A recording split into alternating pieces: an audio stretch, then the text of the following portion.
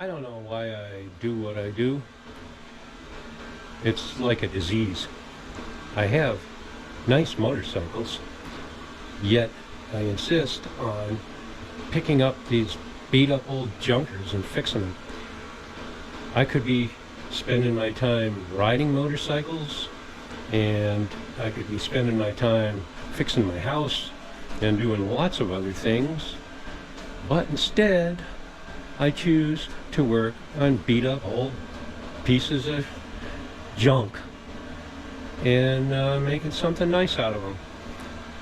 It's just the way I've always been. So I'm going on 70 years old. I'm probably not changing anytime soon. So here's a look at my good motorcycles.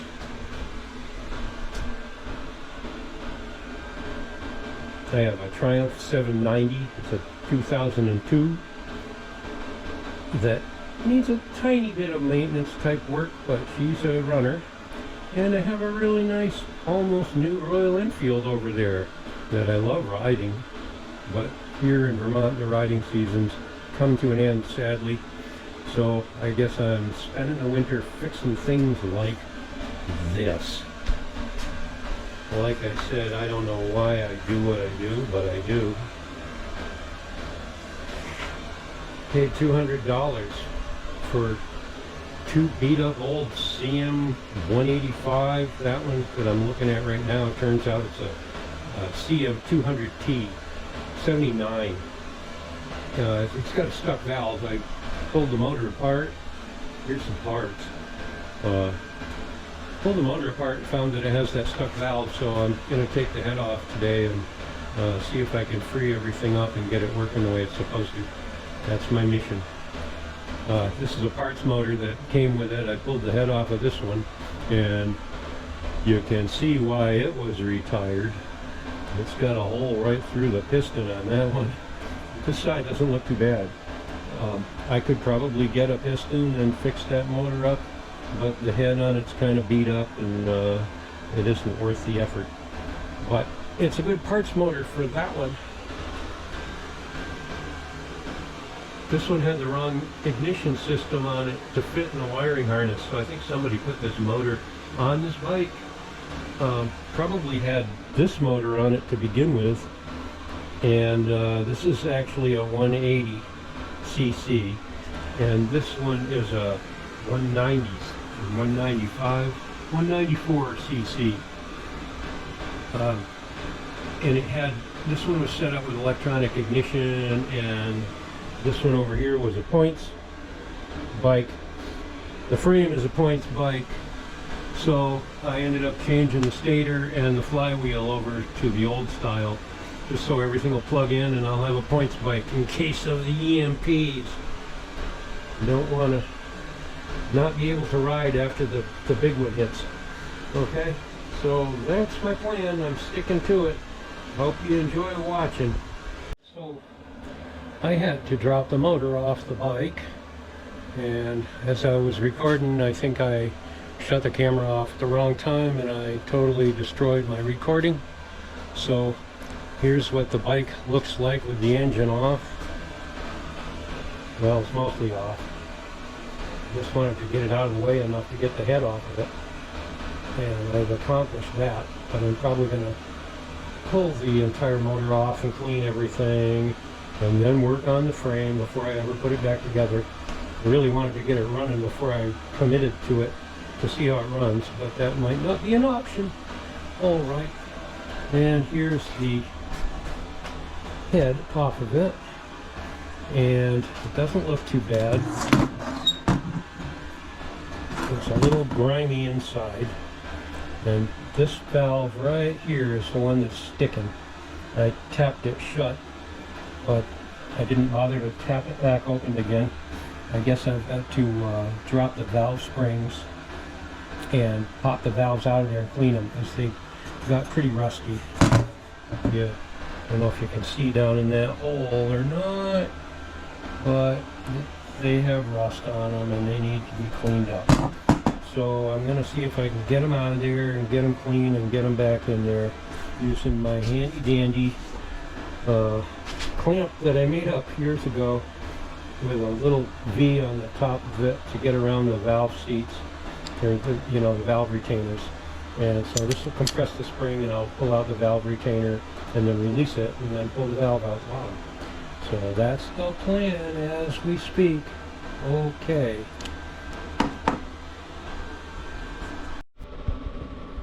Okay, so things have gotten a little complicated since I was last recording. When I took the head off and I found a bad valve, I had another parts motor here and I stripped that apart and I got a valve out of it and I reseated it. But while I was in there, I decided to check all the other ones and reseat them and clean them all up. And then I got looking at the pistons and the cylinders. The pistons, they're okay, but the rings were all stuck on them. So I ended up cleaning those all up and unsticking the rings and getting them all loose and functional again. And I honed out the inside of the cylinders, and this is what that stuff looks like. There's the head all cleaned up. And the outside of it still looks kind of crappy. I'm planning on painting that once I get it back together. And the jug's cleaned up pretty good, and the piston's cleaned up pretty good. I think it's going to run fine once I get it all back together. So a little carried away, a lot deeper than I was hoping to go, but you know, getting it done right is important if I'm ever going to get some use out of it. So that's the plan. And here's the motor, waiting patiently for the gasket set to show up so I can put it back together. And while I had it that far down, I just decided I may as well strip the frame down and repaint it, because I'm in this far anyway. So I just finished taking that all apart, and I pulled the 333 apart and got that all out. Now the long, slow process of cleaning and painting begins. But I may as well go right, you know, right from the bottom up and make it nice, rather than just kind of getting it running, which was my first intention, to get it running and see if it was worth saving. But at this point I'm committed. But I think between this motor being, the top end being all done, and the other parts motor I have, I think I can get it all back together and get it running pretty good. So that's current update. I'll film more when I know more. Once I start getting things put back together. I should be getting that gasket set in a week or so, and then I'll be back at it.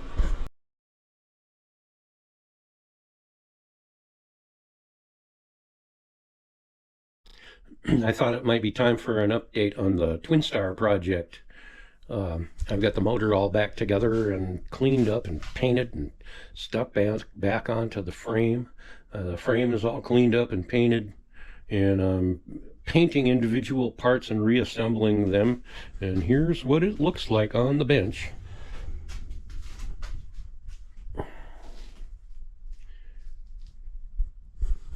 Swing arm is repacked, all taken apart, everything cleaned up,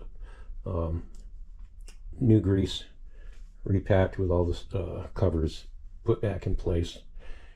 Yeah, it works nice and smooth, and it doesn't have any play. The motor is brilliant silver. It's heat paint. Oh, I forgot who makes it, but I was surprised at the extreme metallic look that the silver has.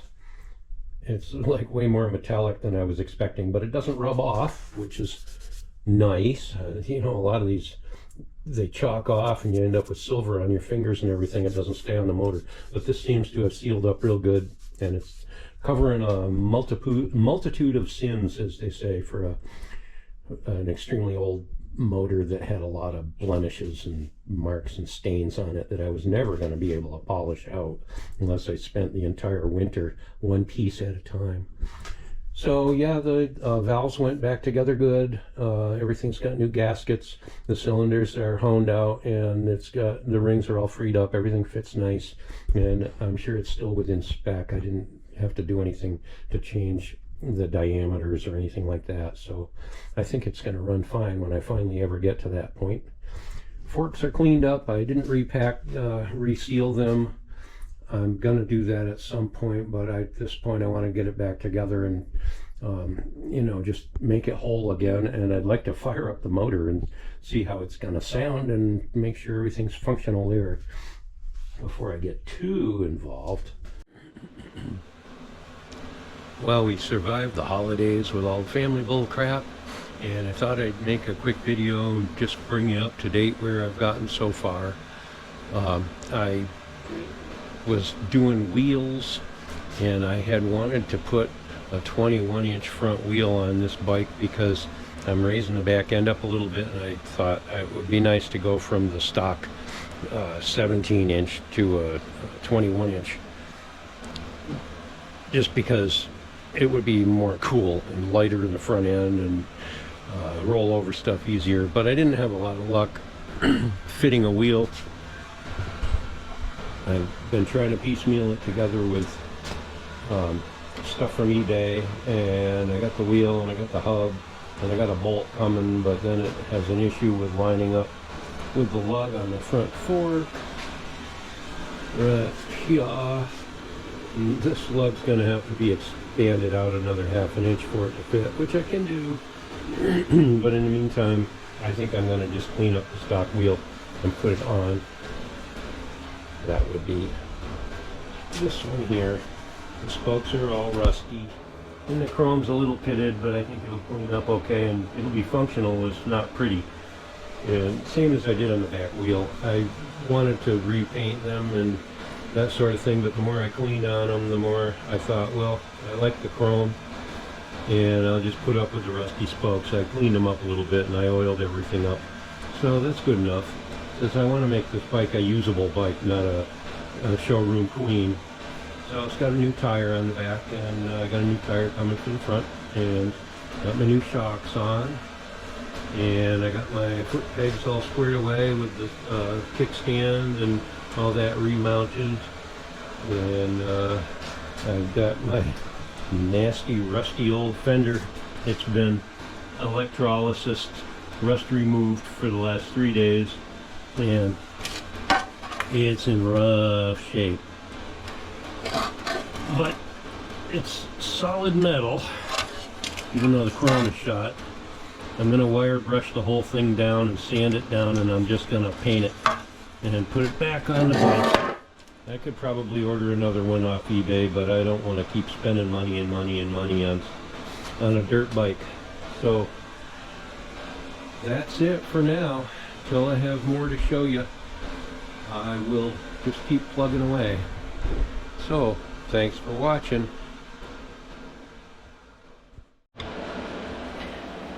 Oh, is this thing on? I've made a little more progress on the bike, and I've actually got it to start off camera. I should have probably set up the camera and recorded it, but as usual I got in a hurry and just wanted to see if it was going to fire, and it started right up pretty easily, and after about 3 kicks it started, and it's running lean. It needs to have the jets reamed out a little bit, but it did start and run, and I'm gonna try to start it again just to demonstrate what an old CM200 is supposed to sound like with straight pipes on it. Yeah, so let's see what it can do. I got a camera set up on the side here, stationary, and we'll see if it fires up again. I'm gonna just start it in the shop because it's cold as hell outside right now, and I have my little heater going in the shop. That's what that fan noise is in the background. So yeah, I had this old tank from other projects. It's not the tank that's gonna live on here, but it holds gas and has a petcock on it, so it worked for getting it running. So it can sit there for now. So without further ado, let's see if it'll start up again. Looks like it's already on anyway.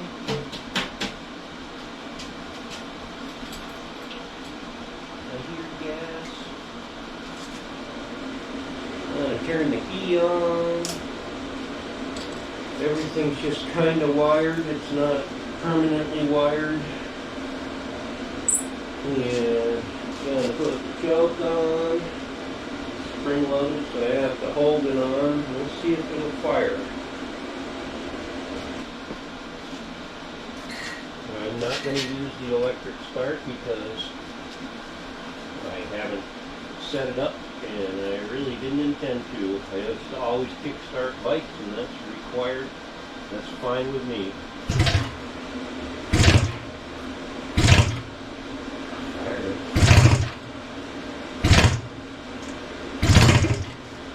It's firing.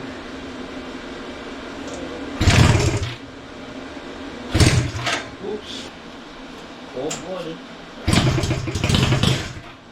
Oh, that sounds good.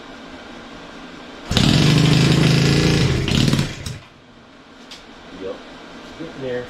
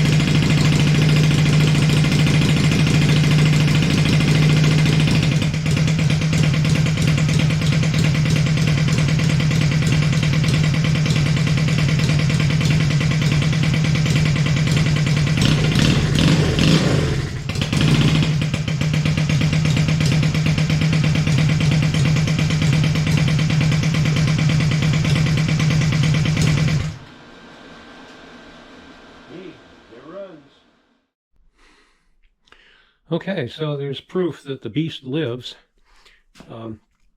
I've still got a lot of work I want to do on it. I want to probably cut this fender off, say right in this range somewhere, and make some kind of a finished deal for that. I've got to rebuild this seat. It's a mess, but the base of it's probably good enough to use. And I'm going to try to narrow it down and make it fit better, because I need the height, because this bike is so low to the ground. And I have the original tank. It's got to be soaked and derusted and lined before I can put it on there, and probably put a coat of paint on it. I'm still trying to figure out what color I want. Yeah, I've got to reset the valves, obviously. They're clanking away. But, and I got to finish the mufflers up. I got the straight pipes on there, and I got little adapters to weld here to the ends of the pipe. And then the shorties will go on and bolt back here to this bracket. And that'll hang the muffler in place. And they're the same on both sides. Just mirror image. Got to weld another pipe on here and bolt the shorty on here and make them match up. And I have a headlight coming for it that will house all of these wires and clean that mess up. I didn't intend to put turn signals on it because it's just for riding on the trails. It's not ever probably going to get registered again. So that's the CM200T. It's the Twinstar, Honda Twinstar. It's 1979, and I've determined that the motor that came off of it was what they call a 185, and somebody was trying to put a newer, it's probably a 1980 CM200 motor on in place of the 185 that was destroyed. So that's where the discrepancy was, but the ignition parts, the flywheel and everything just switched over from the older motor. They just fit right on the way, just like it was made to fit. So there really wasn't an issue there. I changed the flywheel and put the points plate on there and set the points, new points, and put the condenser, it's bolted on up up here, I don't know if you can see where I pointed. Oh, I got the camera backwards. It's the condenser's bolted here, and the voltage regulator is bolted right there, so it's grounded. And that's basically all of the wiring. I didn't even put the starter solenoid in it because I don't intend to use it. So there it is. CM200 Twinstar Scrambler coming along. It'll look a lot better with a seat and a good tank on there. All right. Hope you enjoyed this video. I know it's rather long, but it's been a rather long project. If you like this sort of thing, I will continue posting. I have other bikes I'm going to be fixing up, and I want to finish this one up and do a final video on it. But, you know, if you like this stuff, like and subscribe, because eventually I will be doing more. I have more work to do on the Triumph and a couple of projects on the Royal Enfield, and I have a few other Suzukis I'm working on as well. So like and subscribe. Thanks for watching.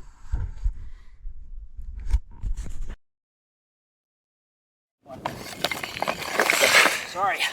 Oh my God. What have I done? Let's get out of here.